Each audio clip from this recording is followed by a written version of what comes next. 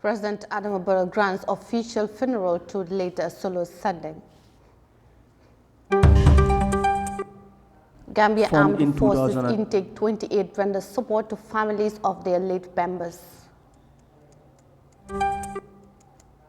And the South Sudan University lecturers sit down strike over a low pay. This and more coming on the World Today newscast.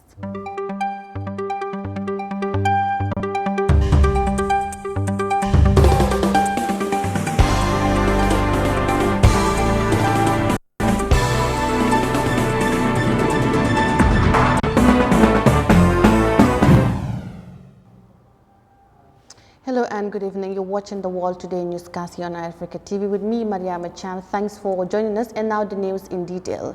The Gambian leader Adama Barrow has granted an official funeral for the late Ibrahim Solo Sandeng. According to a press statement issued by the country's justice, courts have granted the release of the remains of Solo Sandeng, adding that the president has urged for the remaining to be granted an official funeral to be held on Tuesday. Moses Imende has the rest of that. Hundreds are expected to be in attendance at Ibrahim Solo Sandeng's official funeral service, set to take place on Tuesday. The announcement by the government of the Gambia is a big news for the Sandeng family and his associates, who have long been yearning for Mr. Sandeng to be hailed a pioneer of the Gambia's fight for absolute democracy and change of regime. Solo Sandeng was well known as a fierce critic of the former regime and a strong advocate for the Gambia's political reform. He died in 2016 at the hands of national intelligence agents, who are largely accused of helping the former leader commit crimes against humanity on civilians in a rife with rights abuses and tyranny in the Gambia. Many, however, believe the killing of Solo Sandeng proved to be the turning point of the Gambia's pursuit of freedom and democracy because it crystallized the rights abuses meted on Gambians. These misgivings gave birth to a spirited fight that finally saw the former leader Jammeh ousted after 22 years in power. The Truth, Reconciliation and Reparation Commission's findings discovered startling evidence of rights abuses committed under the former regime, triggering both national and international calls for Jammeh to be brought to account, but little ensued. For Eyeafrica News, I am Moses Imende.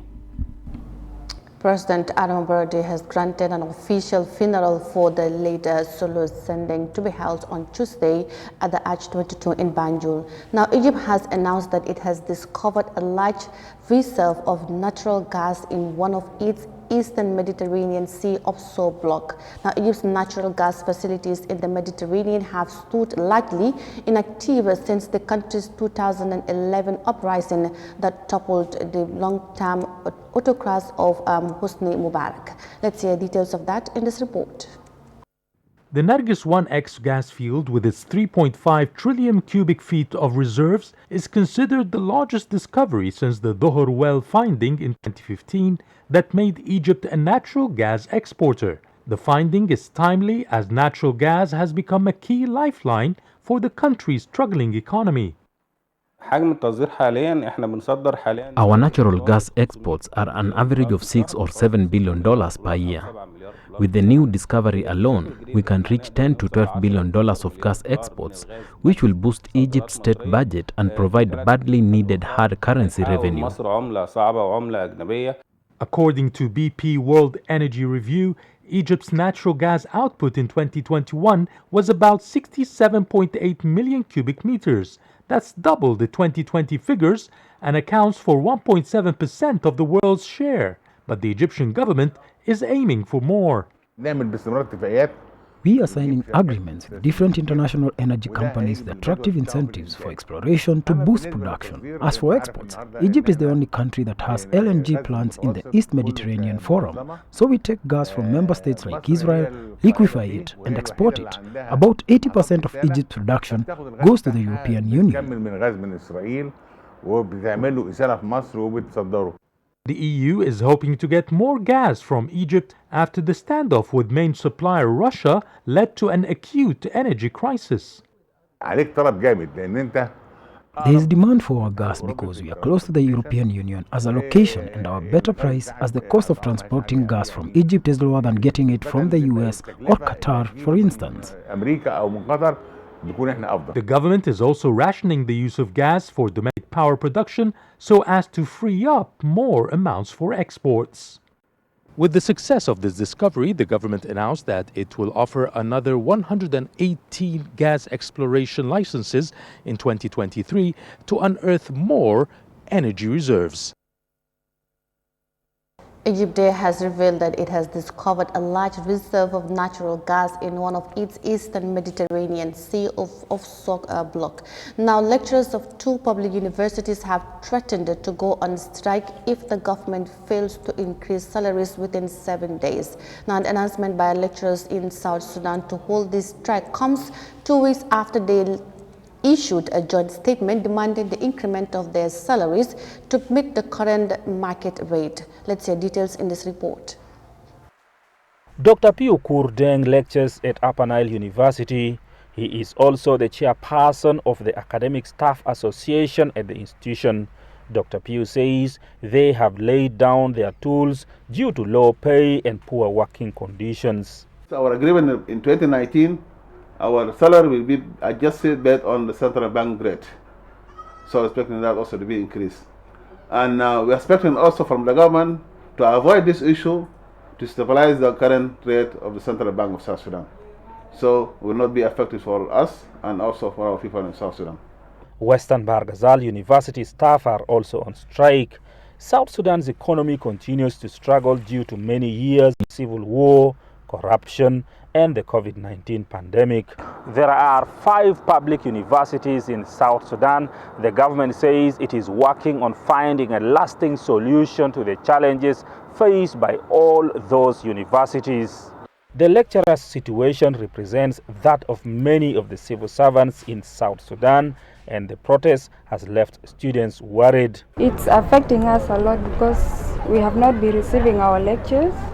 We have just been seated home, and even we were supposed to be doing our continuous assessment tests, but they have been postponed because of this strike.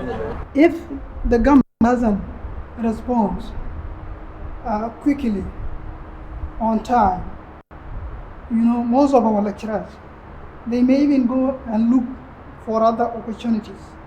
And if they go, who will teach us? As inflation continues to bite hard, prices of basic goods keep rising beyond the reach of ordinary persons. Dr. Piu Kurdeng and many of his colleagues say their 1-month salary is not adequate enough to meet the daily needs of their families. Lecturers of 2 public universities there in South Sudan threatened to go on strike if the government fails to increase their salaries within 7 days. Now, still on the news, the China-built Nairobi Expressway is expected to boost the tourism sector in Kenya. The 27.1-kilometer Nairobi Expressway was financed and built by China Road and Bridge Corporation under a public-private partnership needed and consists of 4 lanes and 6 lanes dual carrierways. Now, Kenyan officials say the expressway will ensure tourism can enjoy the city's beautiful scenery due to seamless connectivity. Details in this report. Under China's Belt and Road Initiative, Chinese companies are helping improve infrastructure in Africa. For Kenya's tourism sector, a new highway is helping draw in more visitors and improve residents' livelihoods. The C12 highway, built by a Chinese construction firm, stretches 85 kilometers linking Narok town to the Masai Mara National Reserve, a well-known wildlife sanctuary. Before the road was constructed, travel to the scenic spot was extremely uncomfortable, local travel agents say. But with the new road, more tourists have been visiting the wildlife reserve. The path connecting Narok to Masai Mara used to be very bumpy, but now this smooth asphalt road ensures that tour buses will not break down easily. Tourists can also choose to drive to the Masai Mara National Reserve along this road.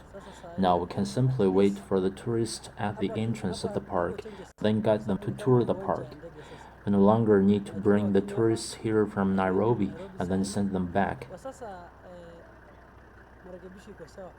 Meanwhile, the Chinese company also built more than 120 reservoirs along the highway, improving water access for around 300,000 residents. The road brings obvious benefits to us, as besides the road, reservoirs were also built for us. Now our livestock can find water even during the dry season, so that they will not die of thirst. The China-built Nairobi Expressway they are expecting to boost the tourism sector in Kenya will take us to a quick break, and we'll be back with more news. Stay with us.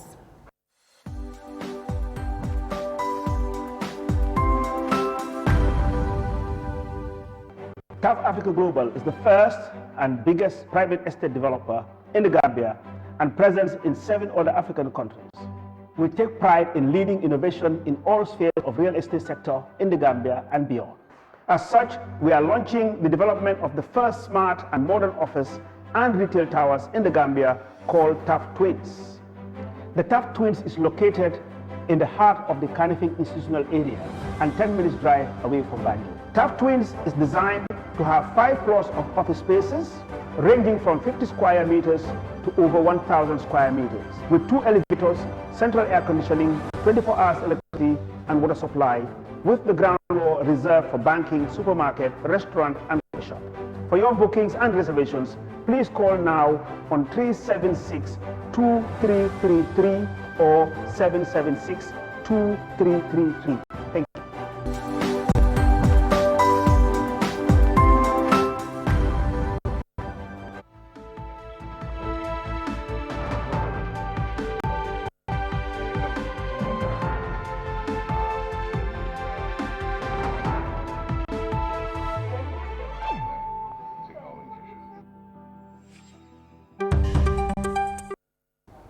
Welcome back from that break, and you're still watching the World Today newscast. And now to more stories. The Gambia Armed Forces Intake 28 form an association called Alpha Family, mainly to provide support for the families of the association members, especially those who are late. The association provides various forms of assistance ranging from finance, clothing to school materials and many more. Let's hear details of that in this report by Moses E. Mendy. Formed in 2006, the Gambia Armed Forces Intake 28 Alpha Family Association aims to address the needs of the families of its members who have passed away. Despite forming it in 2006, the association was unable to fully execute its plan until 2019, when it intensified its support for families by providing cash, school bags, clothing, and others. The association also donates blood to the wives of its members in critical situations, such as labor and also when tragedies hit. Army Staff Sergeant Alhaji Usman Fati, the IPRO of the GAF Intake 28 Alpha Family Association, explains the existence of the association. At first, we were just having fun, having reflections to what we faced during the training period, some of the funny situations, laughing about that. But it was not limited to that. And then we went in to see what we can do for ourselves and to the fallen soldiers that we have among us that is limited to our intake. So we had some plans together and we were working on our working document, which is the Constitution, which was guided by one of the legal officers we have among us, which is Major Yahya Jammeh. He was guiding us so that we can develop a working tool so that we are guided legally and then be able to do what we want to do for the association. And that is to help the families of the fallen soldiers, which are our class. And then during this period, we went through a lot of challenges because we were going around to do a data collection sort of, that's to know how many people part of our intake that died and also how many children each and every individual among them left behind. After compiling the demographic details, the executive of the association met and discussed how it can offer assistance to these children to complement the efforts of relatives who already stepped in to help. COVID-19 prompted the association to galvanize its efforts in providing support for families. The association's IPRO Staff Sergeant Fati explains the areas in which the association intervenes. We used to go around to give support, that's food stuff to these families that are custodians to these children. And then also during the opening of schools, before the opening of schools, during the summer holidays, we used to go around also to support them with some learning materials, school bags, shoes, and so on. We used to go and do that. Also during feast, when every child is looking up to parents to take care of them, that is this Korite, Mbubi Juli, we call it, and Christmas period. Because we are not very much sensitive when it comes to religion. We are not, inclined to one religion. So when it comes to Christianity, their feast, the children among all the fallen soldiers that are Christians, we also go and then help them so that they can enjoy their Christmas. We buy clothes for them, maybe shoes, and then give them some amount to be able to take care of themselves. In every quarter of the year, the association gathers resources and intervenes in various areas of needs for the families, and the monies are coming from the pockets of the association's members through its coffers. We make it an obligation upon ourselves to be going around every 3 months to see what they are doing in their area of education, in their living conditions, and then when it comes to health conditions also, their proximity from work to from their house to their schools, so that we see what are some of that will determine the type of support that each child may need. The membership of the association comprises both active and retired soldiers. Despite its human undertakings, the association continues to be faced with a lack of financial support, and in its strive to overcome the challenge, it has attempted to broker partnerships with institutions and individuals that can help it realize its goals and meet its targets. The association had an audience with the mayor of KMC, the mayor of Banjul, Jar Oil and Child Fund in a bid to enhance cooperation that will impact the lives of many children in the Gambia. For Eyeafrica News, I am Moses Imendi. Gav in TIC 28, they formed an association called Alpha Family, mainly to provide support for the families of the association members, especially those who passed away. Now, Nigeria is nowhere in the map of countries that export yam, despite being a leading producer of the crop. Against this backdrop, farmers are venturing into the exportation as well as got enough for local consumption. Let's hear details in this report. It's harvest season for 35-year-old Abdul Mumini Bawa, a commercial yam farmer in Karo, a suburban town in Nigeria's capital, Abuja. His 3-hectare yam farm yields around 6,000 tubers per harvest. Abdul Mumini makes an average $4,000 from his yam proceeds, but poor road networks and bad yields are some of the drawbacks for farmers like Abdul Mumini. So where we do farm, buyers do not come inside. So after we cultivate, then we took it to the market. The way we used to got it before, because there is a fertilizer, that is natural fertilizer on the soil. So when you remove yams, when you harvest, when you cultivate the yams, you discover that the yam is big and it will look very fine. But for now, because the soil has lost the fertile, the yams will not yield well. So when the buyer come, they decided not to even buy because the yam didn't look good. According to government sources, Nigeria is globally acclaimed the largest producer of yam, accounting for 66.89% of the world's production. Despite the enormous export potential, the nation is not generating enough from yam exports. Experts say the nation is missing out on the wealth due to factors like unfavorable government policies and low quality. This is caused by several reasons. For example, there is a policy and legislation passed into law in 1999 that prohibits the export of yam and cassava in Nigeria. And as I speak to you, that legislation is still active. It hasn't been repealed since it was passed into law. Then again, government has a policy, through the Nigerian Export Promotion Council, which promotes the exportation of non-oil products. At the time during the previous administration, where Nigeria attempted exporting yam, I think, to the UK, and most of the yams couldn't make it through into the country of destination, and most of them were returned because of poor storage and poor quality. In 2017, Nigeria had hoped to earn $5 billion from yam exports annually. That ambitious plan hasn't yielded much in the last 5 years, with the global yam market projected to grow annually by 3.5% between 2020 and 2025.